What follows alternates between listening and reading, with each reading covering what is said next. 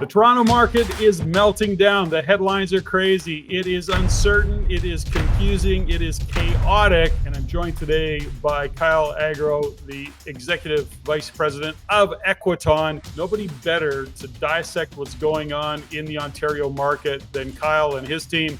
Kyle, thanks for joining me, and I'm looking forward to hearing what the heck is happening. Yeah, of course. Always happy to be here, answer the questions. I feel like everything that's happening in the media, a little bit of clickbait, they got to sell fear. That's usually what happens there.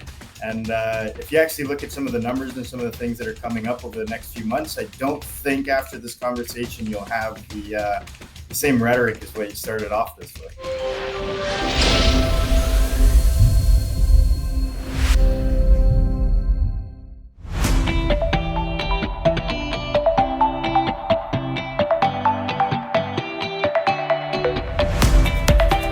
Let's talk a little bit about, what Equiton is so that people relate to understanding just how in the market you are. So then we can do that market update. So give me some insights into what Equiton is all about so that people can understand just how in it you are to give us the information we're going to talk about next.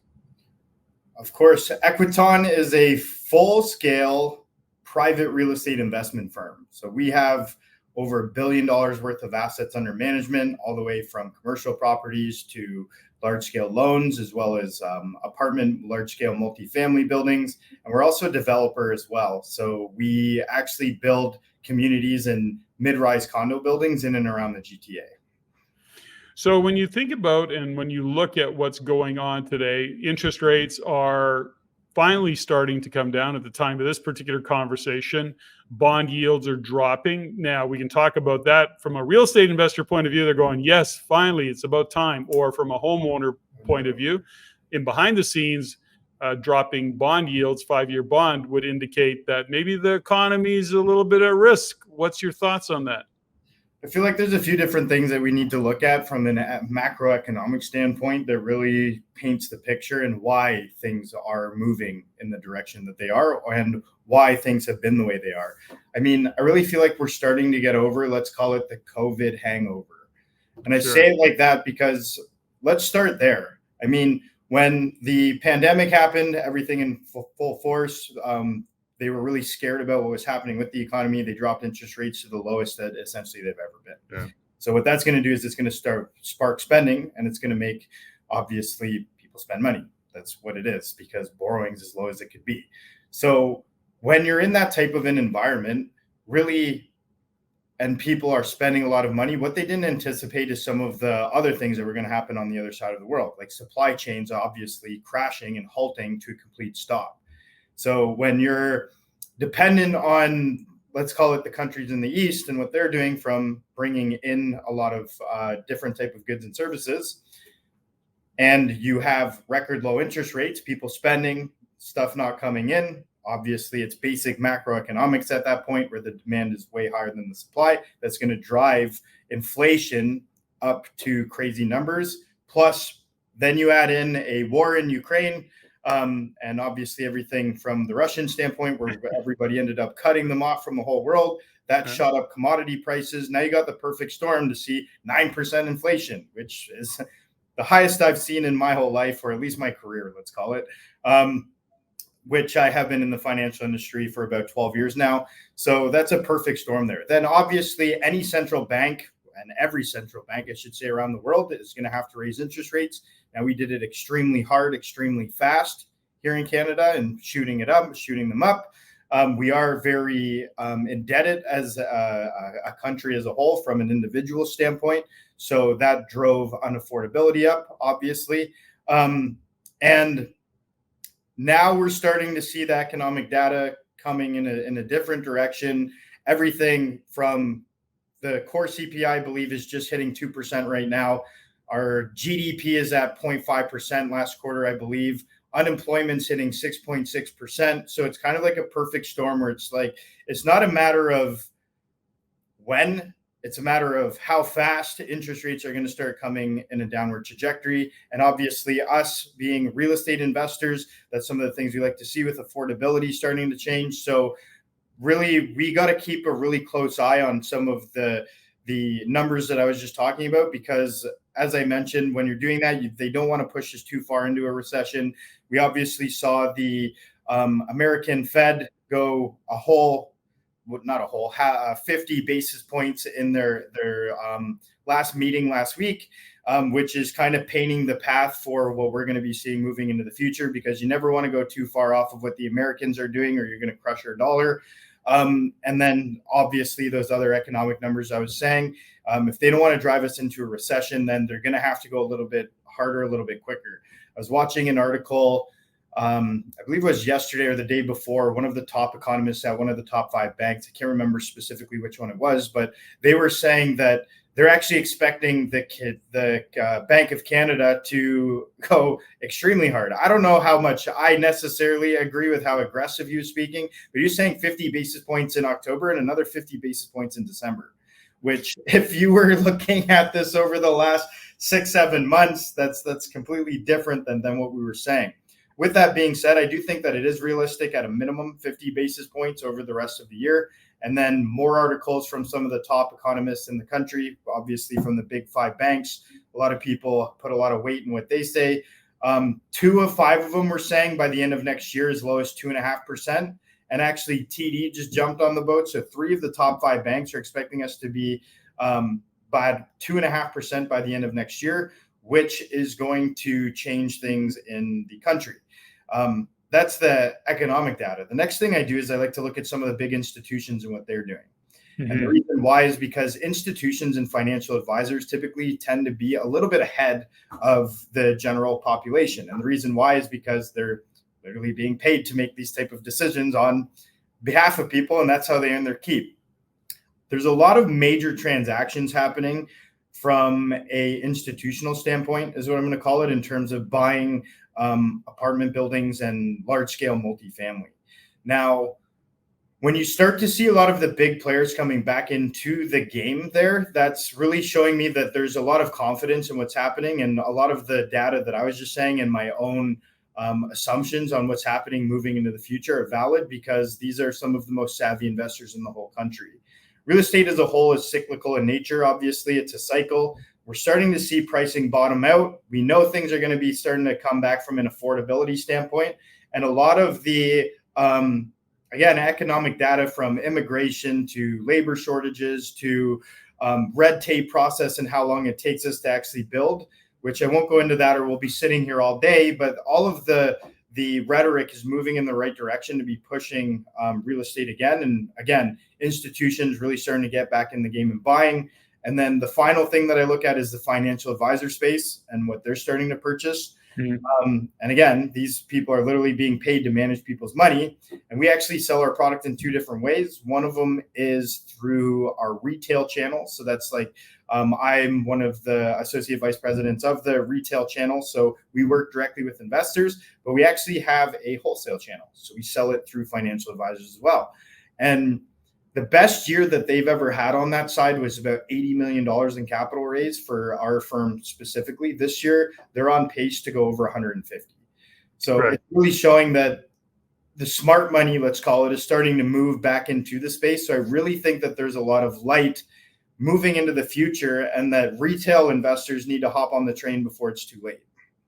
Well, I think there's a couple of things that you mentioned there. I mean, there's a number of things that you've said in all of this, but this last point that you made, I think, has to be considered, which is the fact that, Equiton plays in a space where you're looking at the real estate market and the cycle that particular market is in and seeing the opportunities. So it's interesting. I always see that, real estate is so often emotionally driven, and we see the impact of that with the individual investors jumping into the condo market, hoping that they're going to assign deals, wholesale deals, that they're going to get the rents that they would cash flow. They're having troubles now closing on deals. I mean, that particular side of the market right now is really a lot of people experiencing some pain. What's interesting, and I think the most, I guess, the one thing I want to shine a light on, and with Equiton, is that you're looking at a much bigger picture. You're actually taking individuals' capital, putting it to work in a much, I'm going to call it a much safer environment, a much broader environment where you can invest your capital. You're not being at the effect directly of interest rates, for example. You're not being at the effect directly of what rents are doing or not doing. But the bigger point here is that it is in through the chaos, the confusion, and the uncertainty of a cycle like this that people generally shut down. The fear keeps everybody sitting on the sidelines. And of course, Equiton is in it. You're looking at a much bigger picture. You're working with professionals. You are professionals, but you're also, back to your point around, even when you're looking at the financial advisors that you're working with on the wholesale side of it, you're looking at a much bigger picture. So for somebody who understands the fundamental that real estate is still and will remain a very strong store of value to be able to put capital to work, the beautiful thing about working with Equiton, you don't have to qualify for a mortgage. You're not really directly at the effect of interest rates. It is a way for you to get into the market where you're not having to put, I guess, big amounts of money in. I don't recall what your minimums are. We can talk about that in a minute. But when we look at the real estate market, we see a strong upside given the fact that we're going through this uncertain time, and all sorts of people are touching the brake. And I think that's where the opportunity lies for investors. What's your thoughts on that, Kyle? I mean, I agree with everything you're saying. Like, it's unfortunate. Again, real estate cyclical in nature. It's going to go up. It's going to go down a little bit. Again, because of the COVID hangover, like I was saying, I feel like we felt it a little bit harder right now than what we have in some of the past cycles. But with that being said, and the rhetoric in the media is overly negative. I always feel like it is that way because they're just looking at a specific snapshot in time and at a specific, let's call it asset class in time. Meaning the Toronto condo market right now, if you closed on something that you bought yourself, a pre-con right now, if you were to sell it, you probably lose a little bit because the market's not quite where it was, as well as with rents and interest rates in the balance of where they are right now, you might have to float it a little bit. But when you're buying real estate, you should always be looking at it as a long-term investment anyway. You don't buy a rental property and even single family houses and turn around and sell it right away, typically because of closing costs, et cetera, et cetera. It's not really worth it, right? The cool thing about what Equiton does is our minimum actually $25,000 that we were just speaking of, and the development side of it specifically, just comparing to what's happening in the market right now, is a couple different things. Number one, like you said, don't have to come up with down payments. Again, $25K is a minimum. Number two, you don't have to secure financing or anything. Number three, which is huge, you can use TFSAs, RSPs, any registered monies. Even if you're an active real estate and you investor and you like putting your money in your active portfolio, well, you can get that exposure in your registered accounts as well. But it's economies of scale. Because we're doing things of scale, we have diversified risk profiles that you're just not going to be able to get when you're doing it on your own, even from a development standpoint. You get to take advantage of the developer profit. Do you think developers don't make, like, that's what they're in the business to make money off of this? So if you're buying a pre-con, usually they're taking a lot of the profit out of it and you're banking on future appreciation once it actually closes. And again, when you have times like what we're seeing right now, which let's call it a little bit harder, those individuals who took a gamble on those type of things are the people who are feeling it right now. But somebody like an Equiton, because we're doing future looking projects at this point, if you were to invest today and you're in a 3 to 5 year project, we're still not going to be going to market because of the red tape process. We don't actually go to pre-sales on these for another 2-3 years from now. The market's going to look a lot different and the profit margins are going to be a lot different from then as well. And you still earn really, really good returns on your dollar. Like with our developments, typically we're looking at averaging 20% per year. So if you're in a 5-year project, you should be doubling your money in any of these given projects. And again, because of the rhetoric from a monetary policy standpoint, as well as the macroeconomic environment and some of the challenges that the Canadian government is having with growing our economy as a whole, it's a perfect storm that I think there's no guarantees in investments, but when you're looking at everything that's happening, there's a reason why real estate has been such a great asset class for so many years before some of the things that have happened and why moving into the future, it's going to be a great investment for investors moving into the future. You can help give people a home. You can help be a solution to the problem, so you can feel good about yourself, plus put a couple dollars in your pocket at the end of the day as well. Yeah. And, back to your point, there are no guarantees and none of this is financial advice. We're going to encourage everybody to do their diligence and work through the process. And there are no guarantees on returns. But having said that, Equiton and you as a team go through a very significant due diligence prospect or you go through a very extensive due diligence process in both assessing the real estate that you're looking at placing capital, as well as working with your clients to make sure it is aligned properly and is within their goals and meets their goals and their needs along the way. So when we start to consider, where you see the future, I mean, we continue to look at what's happening in Canada. We continue to look at what's happening economically. Real estate continues to be a great store of value. When we start to consider kind of where Equiton's focus right now is, you're not buying individual condos. You're buying whole buildings. You're buying multifamily projects. You're buying commercial. Is there a kind of a specific property type that you are investing in right now? Where is your focus, or is there a specific focus over the next few years, Kyle? So right now, market bottoming out, we're trying to raise as much capital and deploy it as much as possible because we think the deals are there.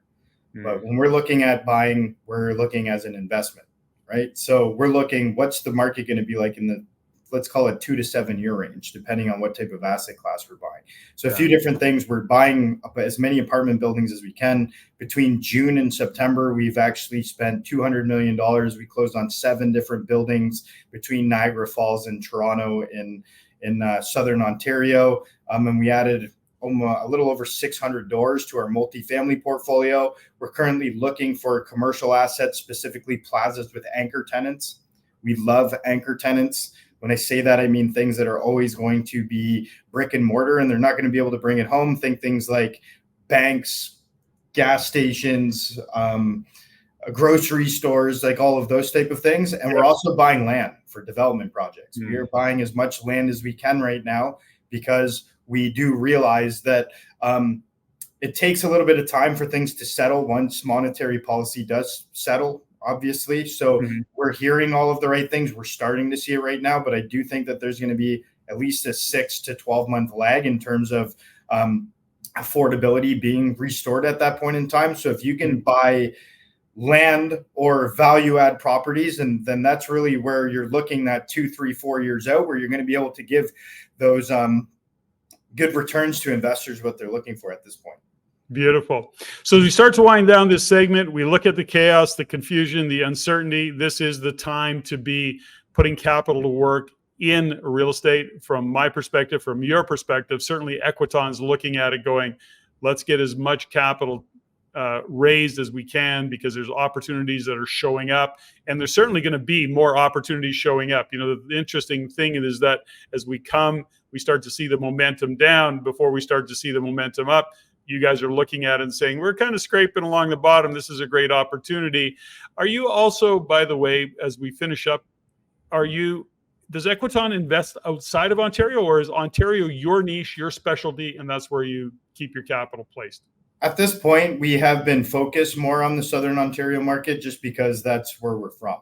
Yeah. We do see a lot of opportunity here. With that being said, we have full Canadian mandates. We bought 2 buildings in Edmonton last year, and we're actively looking on the West Coast now. So in BC specifically, in and around, let's call it the Vancouver/Langley type areas. But that being said, it costs money to get boots on the ground.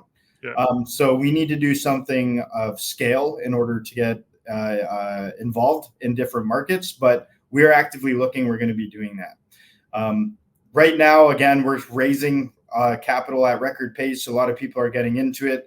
We're able to offer our investors, we're looking at giving returns, let's call it somewhere between, depending on risk versus reward, between 10 and 20% annual returns. So every single year being able to put those type of returns in our investors' pockets. And because, again, a lot of the stuff going on now is really the time to get involved in all of these different markets. Fantastic. Appreciate your time, your insights into what's going on in the market. Kyle, as always, ladies and gentlemen, do your diligence, but take a really hard look at what Equiton's got going on. This may be a perfect fit for you in terms of where you want to invest your capital, including RSPs and TFSAs, I believe. All registered accounts, Yep. minimum $25,000, so less of a commitment, obviously. Whether you're looking for steady cash flow or long-term appreciation, we have different options for everybody there, and you're getting the expertise of a proven driven model. Fantastic. Thanks so much, Patrick. Always a pleasure. Appreciate it. Thanks, Kyle.